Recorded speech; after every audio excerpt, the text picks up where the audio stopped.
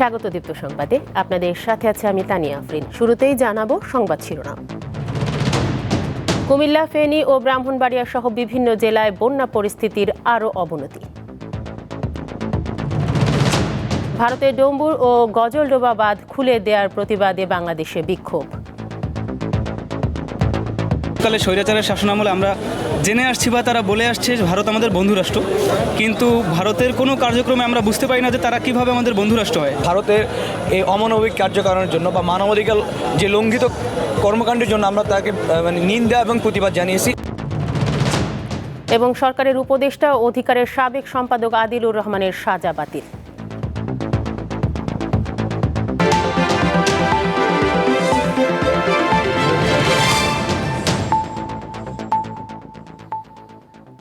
দেখছিলেন শিরোনাম, এবারে পুরো খবর। নরসিংদীর রায়পুরায় আধিপত্য বিস্তারকে কেন্দ্র করে দুই গ্রুপের সংঘর্ষে গুলি ও টেটাবিদ্ধ হয়ে 4 জন নিহত হয়েছেন। আহত হয়েছেন অর্ধশতাধিক। সকালে উপজেলার চরাঞ্চলের শ্রীনগর ইউনিয়নের সায়দাবাদ এলাকায় এ ঘটনা ঘটে। আহত বেশ কয়েকজনকে রায়পুরা উপজেলা স্বাস্থ্য কমপ্লেক্স, জেলা সদর এবং নরসিংদীর 100 শয্যা জেলা হাসপাতালে প্রাথমিক চিকিৎসার পর ঢাকায় আনা হয়েছে। স্থানীয়রা জানান, শ্রীনগর ইউনিয়নের সায়দাবাদ ও বালুচর বাসিন্দাদের মধ্যে দীর্ঘদিন ধরে বিরোধ চলছিল। এর জেরেই সংঘর্ষের ঘটনাটি ঘটে। রায়পুরা থানার ভারপ্রাপ্ত কর্মকর্তা জানান, পরিস্থিতি নিয়ন্ত্রণে এলাকায় অতিরিক্ত পুলিশ মোতায়েন করা হয়েছে।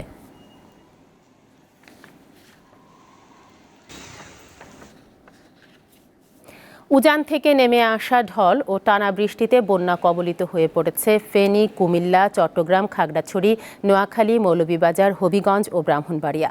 কুমিল্লা অঞ্চলে বন্যা পরিস্থিতি তীব্র আকার ধারণ করেছে। গোমতী নদীর পানি বিপদসীমার 70 সেন্টিমিটার উপর দিয়ে বইছে। আতঙ্কে অনেক বাঁধের উপর আশ্রয় নিয়েছে। পানিতে তলিয়ে গেছে জেলার বেশিরভাগ উপজেলার ঘরবাড়ি, রাস্তাঘাট ও ফসলি জমি। পানিবন্দী রয়েছে কয়েক লাখ মানুষ। বন্যার ভয়াবহ রূপ দেখছে ফেনীর 5 উপজেলার বিস্তীর্ণ জনপদের কয়েক লাখ মানুষ। বন্যা দুর্গতদের উদ্ধারে সেনাবাহিনীর পাশাপাশি কোস্টগার্ড, বিজিবি, ফায়ার সার্ভিস ও স্বেচ্ছাসেবীরা যোগ দিয়েছেন। পটুয়াখালীতে আজ সকাল 6টা থেকে 9টা পর্যন্ত 3 ঘন্টায় জেলার কলাপাড়া উপজেলায় 23 মিলিমিটার বৃষ্টিপাত রেকর্ড করেছে আবহাওয়া অফিস। পানির নিচে তলিয়ে আছে আমন ক্ষেত। এদিকে উত্তাল রয়েছে কুয়াকাটা সংলগ্ন বঙ্গোপসাগরও। চট্টগ্রামের সাথে সারা দেশে ট্রেন যোগাযোগ বন্ধ রয়েছে।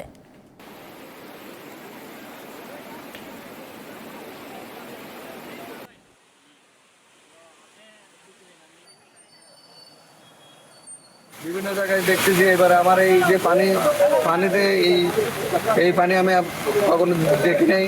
2 মাসের মধ্যে পরপর 3বার পানি উঠছে এখানে, শুধুমাত্র খালগুলো পরিষ্কার নেই। এখানে সরকার কাছে দৃষ্টি আকর্ষণ করবো, আমাদের এই খাল খননের মাধ্যমে আমাদের এই মুসলিমপাড়াবাসীকে যাতে একটু রক্ষা করে। এখানে বারবার বৃষ্টি হওয়াতে পানিটা যাইতে দেরি হয়, এই জন্য পানিটা তাড়াতাড়ি বাইরে যায়।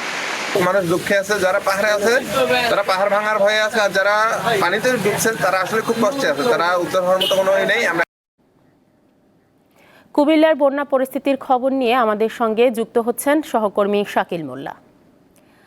শাকিল, জেলায় বন্যা পরিস্থিতির সবশেষ কি অবস্থা আছে আপনার ওখানে আমাদেরকে জানাবেন। জি তানিয়া, আপনি যেমনটি বলছিলেন, কুমিল্লায় কিন্তু বন্যা পরিস্থিতি তীব্র আকার ধারণ করছে। ঢাকা চট্টগ্রাম মহাসড়কের 2 কিলোমিটার কিন্তু পানির নিচে তলিয়ে গিয়েছে।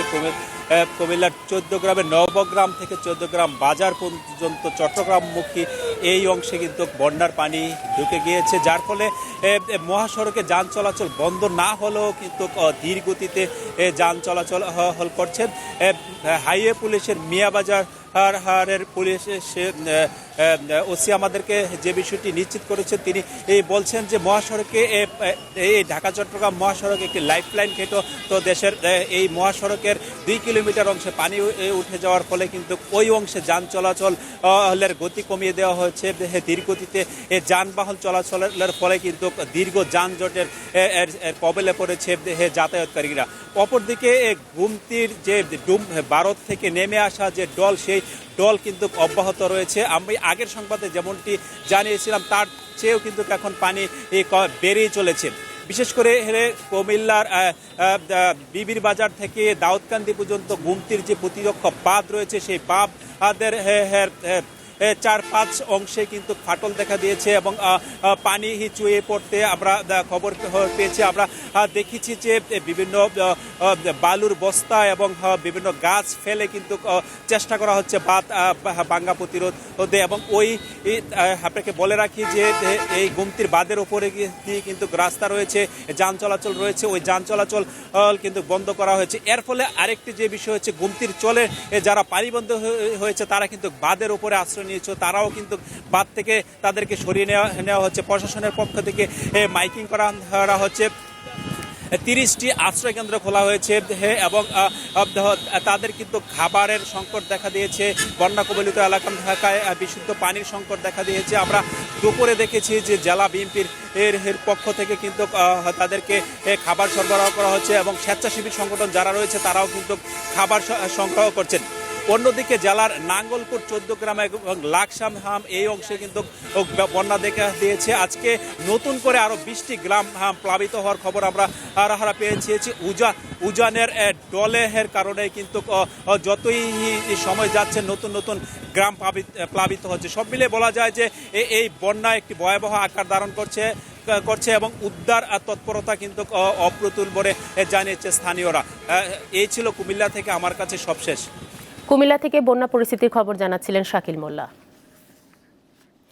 ফেনীর মুহুরী নদীর পানি ঢুকছে নোয়াখালীতে, সেখানকার পরিস্থিতি জানাতে টেলিফোনে যুক্ত হচ্ছেন রিফাত মির্জা। রিফাত, নোয়াখালীর কোন কোন এলাকা প্লাবিত হয়েছে, উদ্ধার তৎপরতা কেমন দেখছেন আপনি? তানিয়া, আপনি যতটুকু যেমনটি বলছিলেন, আসলে নোয়াখালীতে গত কয়েকদিনের ভারী বর্ষণে কিন্তু নোয়াখালীর নিম্ন অঞ্চল যেমনটি প্লাবিত হয়েছে, তার সাথে সাথে শহরাঞ্চল লোকালয়ে কিন্তু পানি প্রবেশ করেছে। তবে গত কয়েকদিনে ভারী বর্ষণে মানুষ মোটামুটি চলাচলের একটা অবস্থা ছিল, কিন্তু গতকাল সকাল 11টা থেকে এত পরিমাণ ভারী বর্ষণ হয়েছে যে প্রত্যেকটি সড়কে কিন্তু 2 থেকে 3 ফুট পানি উঠে গিয়েছে, এমনকি বসত ঘরে প্রায় কোমর সমান পানি উঠে গিয়েছে। তো এই ক্ষেত্রে কিন্তু আসলে এত পরিমাণ ভারী বর্ষণের কারণে মানুষ আসলে তার প্রয়োজনীয় জিনিসপত্র নিয়েই কিন্তু আসলে বের হতে পারেনি। তড়িঘড়ি করেই কিন্তু তারা নিরাপদ আশ্রয়ের জন্য বেরিয়ে পড়েছেন। তবে আসলে আজকের পরিস্থিতি বা এখনকার পরিস্থিতির কথা যদি বলি, গতকাল সকাল 11টা থেকে আজকে পর্যন্ত কিন্তু টানা ভারী বর্ষণ হয়েছিল। তবে দুপুর 2টা নাগাদে কিন্তু বৃষ্টিটা অনেকটাই কমে গিয়েছে, তবে পানি এখন পর্যন্ত নামছে না। এর পাশাপাশি যারা আশ্রয় নিয়েছেন আশ্রয় কেন্দ্রগুলোতে, সেখানে দেখা গিয়েছে খাবার সংকট, যদিও গতকাল থেকে কিন্তু তারা অনেকটাই সংকটে ছিল। তবে আজকে দুপুরের পর থেকে কিন্তু নোয়াখালী বিভিন্ন যে সামাজিক সংগঠনগুলো আছে তারা কিন্তু বিভিন্ন শুকনো খাবার নিয়ে বিভিন্ন আশ্রয় কেন্দ্রে যাচ্ছে। তার পাশাপাশি প্রশাসনের পক্ষ থেকেও কিন্তু আস্তে আস্তে প্রত্যেকটি আশ্রয় কেন্দ্রের খবর নেওয়া হচ্ছে, সেখানেও তারা যাচ্ছে। তবে একটা কথা হচ্ছে কি, এখনো কিন্তু মানুষ আসলে আশ্রয়ের জায়গা খুঁজতেছে। সেক্ষেত্রে কিন্তু যেই পরিমাণ জায়গা আছে সেখানে কিন্তু আসলে পর্যাপ্ত না মানুষ আশ্রয় নেওয়ার জন্য, কারণ প্রত্যেকটি বাসা বাড়িতে কিন্তু পানি ঢুকে গেছে, রান্নার কোনো ব্যবস্থা নেই। সেক্ষেত্রে কিন্তু শুকনো খাবারের পাশাপাশি জীবাণুমুক্ত পানিরও কিন্তু প্রয়োজন হয়ে গিয়েছে। আমরা সকাল থেকে খবর নিয়েছি কিন্তু ডায়রিয়ার আক্রান্ত রোগীর সংখ্যা কিন্তু ক্রমে বাড়ছে। তো আসলে সর্বশেষে বলা যায় মাতামুহুরী দিয়ে যেমন ভারতের বাঁধ খুলে দেওয়ার কারণে পানি ঢুকছে নোয়াখালীতে, তার পাশাপাশি নোয়াখালীর পাশে যেহেতু মেঘনা নদী, সেখানেও কিন্তু বিপদ সীমার উপরেই কিন্তু পানি প্রবাহিত হচ্ছে। তো সর্বশেষে বলা যায় গতকাল থেকে আজকে ভারী বর্ষণে কিন্তু নোয়াখালীতে 6 থেকে 7 ফুট পর্যন্ত পানি উঠেছে এমনও কিছু এলাকাতে। তার পাশাপাশি এখন পর্যন্ত নোয়াখালীর পরিস্থিতি পানির নিচে রয়েছে। তো সর্বশেষে বলা যায় যে নোয়াখালী থেকে টেলিফোনে যুক্ত ছিলেন রিফাত মির্জা। হবিগঞ্জেও বিস্তীর্ণ এলাকা প্লাবিত হয়েছে, সেখানকার খবর জানব সহকর্মী আখলাস আহমেদ প্রিয়র কাছ থেকে। আখলাস, হবিগঞ্জে কোন কোন এলাকা নতুন করে প্লাবিত হয়েছে, জেলার সার্বিক বন্যা পরিস্থিতির খবর আমাদের জানাবেন।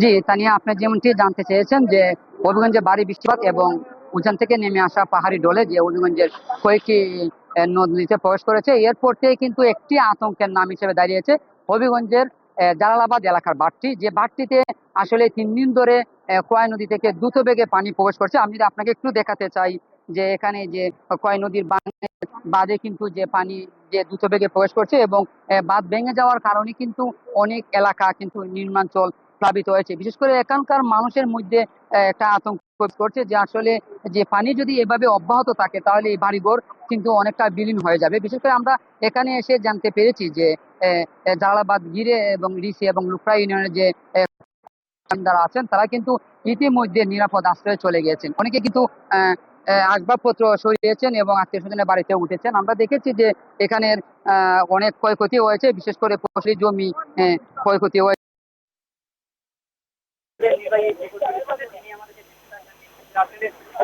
বিভিন্ন পয়েন্টের বাদ পানি ঢুকাবে এর মধ্যে একটি বিষয় হলো যে মধুবন্তের রুমা এলাকায় বাদ সমান সমান পানি অবস্থান করছে, বিশেষ করে চরুমা এলাকায় বাদ সমান সমান পানি অবস্থান করছে, যে কারণে সেখানকার মানুষ অত্যন্ত আতঙ্কে রয়েছেন এবং তারা নিজেদের থেকে যারা স্বেচ্ছার সময় কাজ করছেন 3 দিন ধরে তারা কিন্তু নির্ঘুম রাত কাটাচ্ছেন। আমরা যতটুকু দেখেছি তারা কিন্তু এলাকায় মাইকিং করে যে মানুষজন এখানে জড়ো হয়েছেন। বিশেষ করে হবিগঞ্জে যে এলাকায় ভাঙন কাটিয়েছে সেখানকার মানুষরা কিন্তু সেখানে ভিড় করছেন। আপনাকে আমি আরেকটি বিষয় জানিয়ে রাখতে চাই যে হবিগঞ্জের শায়েস্তাগঞ্জ যে রেল সেতুটি রয়েছে, বিশেষ করে সেখানে পানি থাকার কারণে আমরা জানতে পেরেছি ইতিমধ্যে সিলেটের সাথে সরাসরি রেল যোগাযোগ বন্ধ করা হয়েছে। পাশাপাশি পানি উন্নয়ন বোর্ড থেকে বিভিন্ন বাঁধ নির্মাণে এবং মেরামত করতে প্রায় 3000 পলি এবং জিও ব্যাগ বরাদ্দ করা হয়েছে এবং অনেক জায়গায় কিন্তু জিও পলি ব্যাগ দিয়ে কাজ সহায়তা করা হয়েছে। হানিয়া। আকলাস আহমেদ প্রিয় জানাচ্ছিলেন বন্যা পরিস্থিতির খবর হবিগঞ্জ থেকে। দেশের 7টি প্রধান নদীর 14টি পয়েন্টে পানি বিপদসীমার ওপর দিয়ে প্রবাহিত হচ্ছে। তবে আগামী 24 থেকে 48 ঘন্টার মধ্যে বন্যা পরিস্থিতির উন্নতি হওয়ার সম্ভাবনা আছে বলে জানিয়েছে বন্যা পূর্বাভাস ও সতর্কীকরণ কেন্দ্র। দুপুরে এই তথ্য জানান সংস্থাটির নির্বাহী প্রকৌশলী সর্দার উদয় রায়হান। ঘন্টা পর্যন্ত বন্যা পরিস্থিতি কিছুটা স্থিতাবস্থা বা ধীরগতিতে উন্নতি নিয়ে বিরাজ করতে পারে এই অঞ্চলগুলোতে। পরবর্তীতে আগামী 48 থেকে 72 ঘন্টায় বন্যা পরিস্থিতির কিছুটা দ্রুতগতিতে উন্নতি লক্ষ্য করা যেতে পারে এবং পরিস্থিতি ক্রমান্বয়ে স্বাভাবিক দিকে যাত্রা করতে পারে। বন্যা মোকাবেলায় সবাইকে একযোগে কাজ করার আহ্বান জানিয়েছেন তথ্য ও সম্প্রচার উপদেষ্টা নাহিদ ইসলাম। অন্তর্বর্তীকালীন সরকারের প্রধান উপদেষ্টার কার্যালয়ে উপদেষ্টা পরিষদের বৈঠক শেষে ব্রিফিংয়ে এ আহ্বান জানান তিনি। বলেন, বন্যার আগাম সতর্কতা ও প্রস্তুতি নেওয়ার সুযোগ না দিয়ে বাঁধ খুলে দিয়ে ভারত অমানবিকতার পরিচয় দিয়েছে। দেশে যে বন্যা পরিস্থিতি, সেই পরিস্থিতি মোকাবেলায় আমাদেরকে ঐক্যবদ্ধভাবে কাজ করতে হবে। গণ অভ্যুত্থানে যেভাবে জাতি ঐক্যবদ্ধ হয়েছিল, আমরা একইভাবে দেশের সকল সামাজিক রাজনৈতিক শক্তি এবং রাষ্ট্রীয় শক্তির প্রতি আহ্বান জানিয়েছি, নির্দেশনা দিয়েছি, যাতে আমরা একত্রে এই বন্যা পরিস্থিতিকে মোকাবেলা করতে পারি। আমরা দেখতে পাচ্ছি যে উজানের পানি বাংলাদেশে ধেয়ে সেই বন্যা পরিস্থিতি তৈরি করছে এবং কোনো ধরনের আগাম সতর্কতা এবং প্রস্তুতি নেবার সুযোগ না দিয়েই এই যে বাঁধ খুলে দেওয়া হয়েছে, এটির মাধ্যমে ভারত অমানবিকতার পরিচয় দিয়েছে এবং বাংলাদেশের সাথে অসহযোগিতা করছে। আমরা আহ্বান করব, আমরা আশা করব যে দ্রুত সময়ের মধ্যে ভারত বাংলাদেশের জনগণ বিরোধী এ ধরনের নীতি থেকে সরে আসবে। ভারতের সাথে বাংলাদেশের আন্তর্জাতিক নদীর পানির ন্যায্য হিস্যার দাবিতে এবং ডম্বুর ও গজলডোবা বাঁধ খুলে আকস্মিক বন্যা সৃষ্টির প্রতিবাদে বিক্ষোভ সমাবেশ করেছে ঢাকা কলেজের সাধারণ শিক্ষার্থীরা।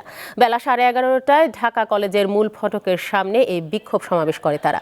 বিক্ষোভ মিছিলটি ক্যাম্পাসের মূল ফটক থেকে শুরু হয়ে সায়েন্স ল্যাব, নীলক্ষেত মোড় ঘুরে কলেজ ক্যাম্পাসে গিয়ে শেষ হয়। এ সময় শিক্ষার্থীরা ভারতীয় আধিপত্যবাদের বিরুদ্ধে বিভিন্ন স্লোগান দেয়।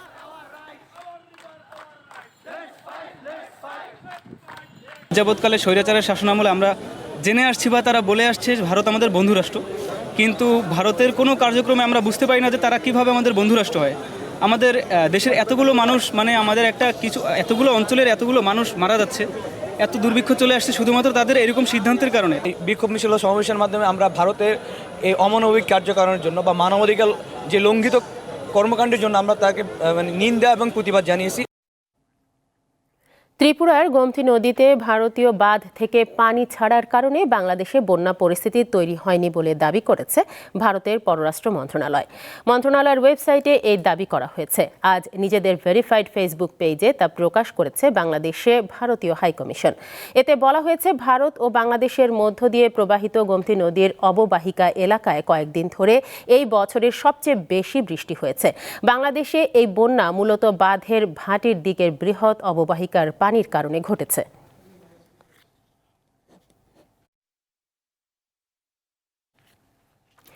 পাচার হওয়া টাকা ফিরিয়ে আনতে না পারলে দেশের অর্থনীতি পুনরুদ্ধার মুশকিল হয়ে যাবে বলে মনে করেন বিএনপির স্থায়ী কমিটির সদস্য আমির খসরু মাহমুদ চৌধুরী।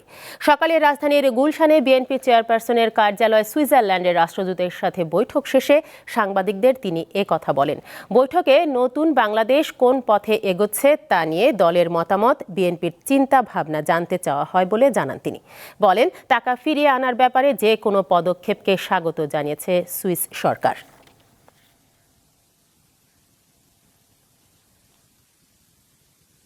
টাকা পাচার হয়েছে, টাকাগুলো ফিরিয়ে আনার ব্যাপারে আলোচনা হয়েছে এবং সুইজারল্যান্ড গভর্নমেন্টের পক্ষ থেকে তারা বলেছে তাদের অবস্থান আগের মতোই আছে, যে এই টাকা ফিরিয়ে আনার ব্যাপারে বাংলাদেশ গভর্নমেন্টের যে কোনো উদ্যোগকে তারা স্বাগত জানাবে। অন্তর্বর্তীকালীন সরকারের শিল্প উপদেষ্টা ও অধিকারের সাবেক সম্পাদক আদিলুর রহমান খানকে তথ্য প্রযুক্তি আইনে দেয়া 2 বছরের সাজা বাতিল করেছে হাইকোর্ট। আজ এই রায় দেয় আদালত। 2013 সালের 5 মে শাপলা চত্বরে হেফাজতের সমাবেশে নিহতদের সংখ্যা নিয়ে তথ্য প্রকাশ করায় আদিলুর রহমানের বিরুদ্ধে তথ্য প্রযুক্তি আইনে মামলা দায়ের করা হয়। সেই মামলায় গত বছরের 13 সেপ্টেম্বর অধিকারের তৎকালীন সম্পাদক আদিলুর রহমান ও পরিচালক SM নাসিরউদ্দিন এলানকে 2 বছর সাজা দেয়া হয়। হাইকোর্ট আজ এই সাজা বাতিল করে দেয়। সাজা দুইজনেরই ছিল।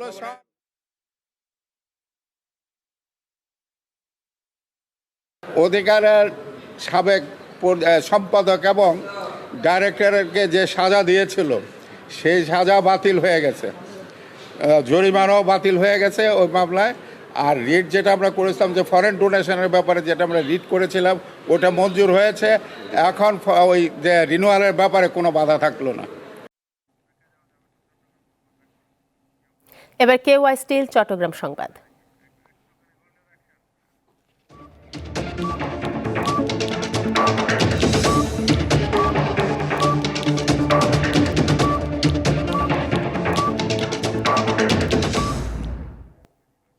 গত কয়েকদিনের ভারী বৃষ্টিতে ডুবেছে চট্টগ্রাম শহরের নিচু এলাকা। বহদ্দারহাট, বাকলিয়া, সুলকবহর, চকবাজার সহ নিম্নাঞ্চলের সড়ক পানিতে তলিয়ে যাওয়ায় যানবাহন চলাচল বন্ধ হয়ে যায়। জলাবদ্ধতার ভোগান্তিতে পড়েন বাসিন্দারা। জলাবদ্ধতা নিরসনে নেয়া প্রকল্প কাজ নির্ধারিত সময়ে শেষ না হওয়ায় ভোগান্তি কমছে না, অভিযোগ নগরবাসীর। আজ সকাল 9টা পর্যন্ত 24 ঘন্টায় বৃষ্টি হয়েছে 141.8 মিলিমিটার।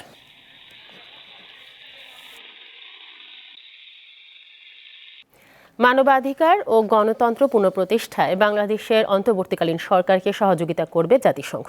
সকালে জাতিসংঘের 3 সদস্যের কারিগরি তদন্ত দল পররাষ্ট্র সচিব মাসুদ বিন মোমেনের সাথে মন্ত্রণালয়ে বৈঠক করেন। পরে কথা জানান প্রতিনিধি দলের প্রধান রোরি মুঙ্গোভেন। বৈঠকে বাংলাদেশের গণতন্ত্র, আইনের শাসন ও মানবাধিকার নিয়ে আলোচনা হয়েছে বলে জানান তিনি। বাংলাদেশের জনগণ, বিশেষ করে দেশের তরুণরা গণতন্ত্র ও মানবাধিকার রক্ষায় যে সাহসিকতা দেখিয়েছেন, তাতে জাতিসংঘ মানবাধিকার বিষয়ক কমিশনার ফকনার তুর্ক অনুপ্রাণিত হয়েছেন। গণতন্ত্র পুনঃপ্রতিষ্ঠা, প্রাতিষ্ঠানিক সংস্কার ও মানবাধিকারকে এগিয়ে নিতে তিনি এটিকে ঐতিহাসিক সুযোগ হিসেবেই দেখছেন। এই প্রেক্ষাপটে আমরা বাংলাদেশের অন্তর্বর্তী সরকার, নাগরিক সমাজ ও জনগণকে যে কোনো ধরনের সহায়তা করতে রাজি। বৈষম্য বিরোধী ছাত্র আন্দোলনকে ঘিরে পুলিশের গুলিতে ঝরেছে অসংখ্য প্রাণ। তেমনি একজন নওগাঁর রাসেল। কর্মক্ষেত্র নারায়ণগঞ্জে গুলিবিদ্ধ হন তিনি। তার মৃত্যুতে পুরো পরিবারে এখন শোক আর কান্না। বৈষম্য বিরোধী ছাত্র আন্দোলন চলাকালে গত 19 জুলাই নারায়ণগঞ্জের DIT রোডে শিক্ষার্থীদের সাথে পুলিশের সংঘর্ষ হয়। এ সময় বুকে গুলিবিদ্ধ হন রাসেল। ঢাকা মেডিকেল কলেজ হাসপাতালে নেওয়া হলে পরদিন মারা যান সে। রাসেলের গ্রামের বাড়ি নওগাঁয়। অত্যন্ত গরিব পরিবারের দায়িত্ব ছিল রাসেলের ওপর। তাই কিশোর বয়সেই নারায়ণগঞ্জের একটি গার্মেন্টসে গিয়েছিলেন কাজ করতে। কিন্তু এখন সন্তান হারানো মা যেন শোকে স্তব্ধ। এজিদেরা গুলি মারিছে হার বাবার কাম করার ভাগ্য হয়নি। আমি অসুখায় পড়ে আছি। আমার বাবা মোবাইল করে আমার খোঁজ নিলনি কলনি, মা তুই ওষুধ বড়ি খা, তুই ডাক্তারের কাছে যা, আর কার বন্ধব নেই। এমন মৃত্যু মানতে পারছেন না তার স্বজন ও প্রতিবেশীরা। আমার বাবা না কারোর সাথে কথা কওয়া পায়নি, আমার বাবা না পানি পান করবা পায়নি, আমার বাবা কাকও পায়নি। বাপু, আমার ভাইয়ের কোনো অপরাধ ছিল না, আমার ভাইয়ের বয়স খুব কম, সে রাজনীতিও করতো না। ছেলেটার যেন সুবিচার আমরা পাই, আর তার চলার খাতিরে বাপ মা পাগলের মতো ঘুরতেছে, তাদের যেন সুব্যবস্থা হয়। রঞ্জনা বেগম ও দিনমজুর পিন্টু হোসেনের 4 সন্তানের মধ্যে রাসেল ছিল তৃতীয়। দীপ্ত, বার্তাকক্ষ। আন্তর্জাতিক প্রসঙ্গ। ভারী বৃষ্টি, ভয়াবহ বন্যা ও ভূমিধসে বিপর্যস্ত ভারতের ত্রিপুরা, মধ্যপ্রদেশ, উত্তরাখণ্ড, মহারাষ্ট্র সহ বেশ কয়েকটি রাজ্য। ত্রিপুরায় 7 জন সহ বিভিন্ন রাজ্যে অন্তত 22 জনের প্রাণহানির খবর মিলেছে। দেশটির গণমাধ্যম জানিয়েছে, গত 2 দিনের ভারী বর্ষণে প্লাবিত হয়েছে ত্রিপুরা। রাজ্যের প্রধান 4টি নদী খোয়াই, মুহুরী, ধলাই ও হাওড়ার পানি বিপদসীমার ওপর দিয়ে প্রবাহিত হচ্ছে। এই 4 নদী বাংলাদেশ ভারত আন্তঃসীমান্ত দিয়ে প্রবাহিত। শেষ করব দীপ্ত সংবাদ, তবে যাবার আগে সংবাদ শিরোনামগুলো জানাবো আরও একবার। কুমিল্লা, ফেনী ও ব্রাহ্মণবাড়িয়া সহ বিভিন্ন জেলায় বন্যার পরিস্থিতির আরও অবনতি। ভারতের ডম্বুর ও গজলডোবা বাঁধ খুলে দেওয়ার প্রতিবাদে বাংলাদেশে বিক্ষোভ। এবং সরকারের উপদেষ্টা ও অধিকারের সাবেক সম্পাদক আদিলুর রহমানের সাজা বাতিল।